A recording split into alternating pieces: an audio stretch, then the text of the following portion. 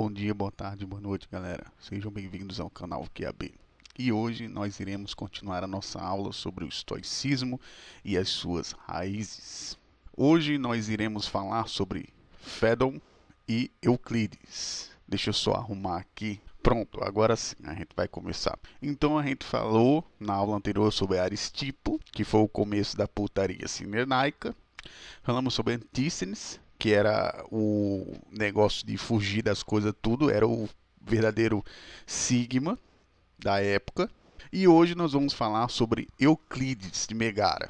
Então vamos lá. O que a gente pode dizer sobre Euclides?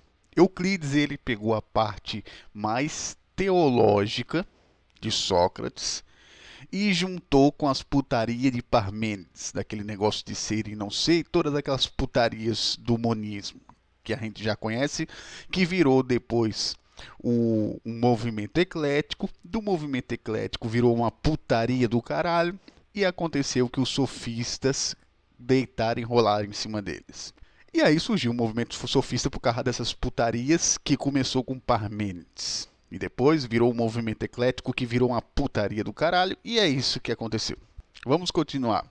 Euclides, ele teve que virar um Metal Gear. Teve uma época da vida dele que ele lançou o Stealth, o movimento Stealth, porque aconteceu uma guerra, vamos dizer assim, entre Megara e Atenas. E todos os megarienses, eles eram proibidos de irem para Atenas. E não era uma proibição de hoje em dia que a gente vê assim, tá proibido. Se você fosse pego lá, era pena de morte, na certa. Pegou lá, já era pra você. Então ele tinha que dar uma de Claude, do Final Fantasy VII, e se fantasiar de mulher à noite para poder ir lá em Atenas. Porque ele gostava lá do lugar, gostava da filosofia de lá. Então essa era a vida de Euclides.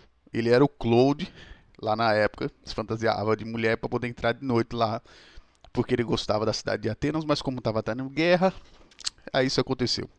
Agora que a gente já falou sobre a história dele, vamos falar sobre as filosofias dele. A gente pode falar sobre as dimensões socráticas e ecléticas dele, como eu falei, ele é uma mistura de Parmênides com a teologia socrática. Então, para ele, o bem, ele é uno. Você já viu isso daí? E não é uno aquele Átila, não. O bem, ele não era um uno que lutava na guerra. Ele está falando que era uma coisa só. Um ato de perfeição. O bem era perfeição. Beleza. Vocês vão ver onde é que vai dar essa ideia dele aqui. Quando ele bota o bem como uno, ou a perfeição absoluta, ele coloca como se fosse a igualdade de si mesmo e a identidade de si mesmo. Isso são características da ideia de Parmênides do ser, a característica ontológica. Vamos ver onde é que isso vai dar. Vamos lá.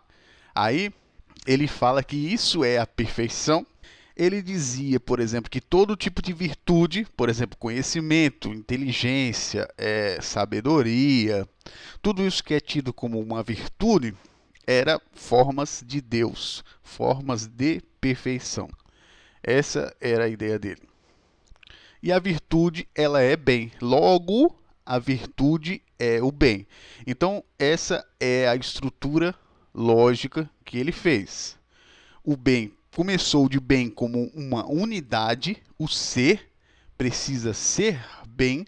Aí depois se identificar e entrar em igualdade com esse bem uno para alcançar a perfeição e alcançar, vamos dizer assim, o patamar de alcançar Deus, vamos dizer assim. Que seria essa a ideia dele. Para alcançar Deus, você precisa praticar o bem, porque ele é a perfeição, e a virtude é Deus em vários nomes, logo a virtude é o bem. Então essa é a estrutura lógica dele. Uma mistura, você pode ver que é uma mistura de Parmênides com a teologia socrática. Mais para frente, ele vai ter uma zoeira fodida lá, tal, porque vão chegar caras que não vão tá nem aí para essa parte aqui dele, vai virar uma putaria sofista do caralho, mas enfim. Vamos falar sobre o que ele aceita de Parmênides. O que ele aceita da teoria de Parmênides? Primeiro, que o não ser não é, que era algo incluso dentro do pacote do Parmênides, que era diferente de Heráclito, de Heráclito de Éfeso, que falava porque o não ser é o tempo. O tempo ele é um não ser, para você prestar atenção. Era aquela coisa que Heráclito ele dizia, que você não passa no rio duas vezes, você não pode tomar mesmo, botar água, a mão na água do rio e ele ser o mesmo rio. Isso são coisas de ser e não ser trabalhando em conjunto. O tempo ele é ser e não ser ao mesmo tempo. A própria ideia de princípio de incerteza de Heisenberg fala sobre ser e não ser, porque isso é um conjunto de tempo e espaço. Mas é claro, Parmênides ele falava muito sobre eternidade. E a eternidade ela tem esses atributos aqui, ó. O atributo de ser um eterno presente é um atributo da eternidade. Ou seja, a eternidade ou ela não tem tempo, ou o tempo ele corre de uma maneira tão insignificante, mas tão insignificante que parece existir um eterno presente. Essa é a ideia de Parmênides e essa é a maior ideia que ele tem, que é a ideia da eternidade. Beleza, mas é só isso mesmo. Então, ele diz que não existe multiplicidade, porque é óbvio. Se você quer seguir Parmênides, tem que seguir a cartilha de Parmênides, porra. E não existe não bem. Logo, tudo... Eita, porra. Logo, não existe não bem, porra. Então, qual é a diferença de Euclides para Aristipo, mano? Não tem muita diferença quando chega nessa parte aqui, porque ele tem que seguir Parmênides, porra. E outra coisa, modelo de Zenão, eu tenho que explicar para vocês quem era Zenão na época. Zenão, ele era o maior gadão de Parmênides. Pense num gado, aquele gado premiado, era o Zenão de Elea. Esse aqui era o maior gadão que tinha. Tanto que Parmênides ganhou fama por causa desse cara. Ele tinha aquilo que chamamos de dialética. Ele que inventou essa ideia da dialética. Só que a dialética dessa época aqui era diferente da dialética da época da patrística. Porque essa dialética aqui era eu ganhar de você. Eu ganhar de você e mostrar que você é um erro. Isso é a dialética. Porque aí a gente chegou numa conclusão. Essa era a ideia da dialética grega, cara. Você pegou... Pera aí que a gente vai chegar nessa parte aí. Enfim... Ele inventou um método dialético, fez o negócio lá da Aquiles e a tartaruga, esse tipo de coisa. E ele atacava muito a conclusão, ao invés da premissa. Então esse era o método de Zenão. Mas depois de algum tempo, a escola de Euclides e Megara virou uma escola de sofista mesmo e foda-se. Foi o que estava acontecendo no começo, né? Já que ele aceitava Parmênides, ele tinha que aceitar Zenão. E já que ele aceitava Zenão, existia muita gente sofista que gostava do Zenão. Por causa da retórica, tal, esse tipo de coisa. Aí Zenão, ele era um gadão safado que conseguia debater com os outros. Aí teve muito sofista que gostava dele, tal. Então, conforme o tempo foi passando, foi crescendo a ideia de erística lá, tal, que é a filosofia que mais Sócrates não gostava, que é a terceira onda sofista, vamos dizer assim. Que existia a primeira onda sofista, que era do Gorgias, tal, do Protágoras. A segunda onda foi mais ou menos lá, tal, que tinha uns caras que ainda não se guiava por isso daí. E a terceira onda são os sofistas políticos, que já veio pra fuder tudo, é pra mentir nessa porra e foda-se.